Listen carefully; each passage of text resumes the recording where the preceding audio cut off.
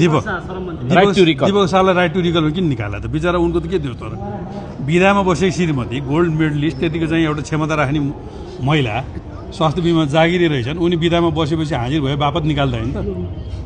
अनि यति गम्भीर प्रकृतिको विषय उनको आइसके पछाडि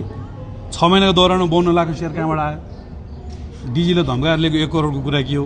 5 स्टार होटलमा कुटाकुट गरेको कुरा के हो आँखा मुनिको नीलडाम के हो यो त भन्नु पर्दैन ताजबानीको होटलमा गएर गरेको कुरा के हो अहिले पो मन्त्री भयो होला मन्त्री हुनुभन्दा अगाडि त एउटा लफङ्गा जीवन बिता मान्छे हेर्न ती साथीहरू हामी त 23 वर्षदेखि गाविस सदस्य भएर एउटा अनुशासित जीवन बिताएको नि गुन्डा डन भन्नुहुन्छ अब हामीभन्दा 10 गुणा बढी गुन्डा डन होइन यिनीहरू हामीले कसले के गरेछ हामीले कसैले 2 शब्द नमिठो बोलेको छ कि हामी त सबैको सेवा गरेर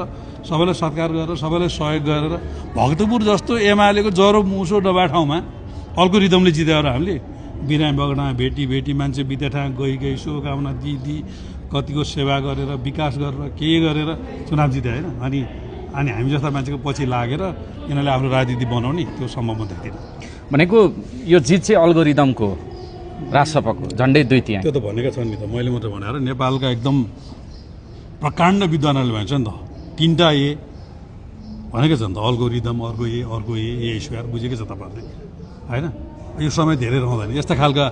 अस्थायी जन्म धेरै समय मलाई लाग्छ यो 1 महिनाको दौरानमै पनि उहाँहरूको जन्म धेरै घटे जस्तो लाग्छ अनि तपाईँहरूले चाहिँ नि आत्मालोचना गर्ने ठाउँ छैन जनता अझै पनि अब एमाले भन्ने बित्तिकै नाक खुम्चाउँछन् के विषयमा आत्मालोचना गर्ने भन्नु न त ठोस विषय यो चाहिँ तपाईँहरूको कमजोरी हो त्यहाँ चाहिँ आत्मालोचना गर्ने भन्नु न त जनताको मुद्दा बोक्न सक्नु भएन जनताको हितमा काम गर्न सक्नु भएन एकजना चाहिँ धार्मिक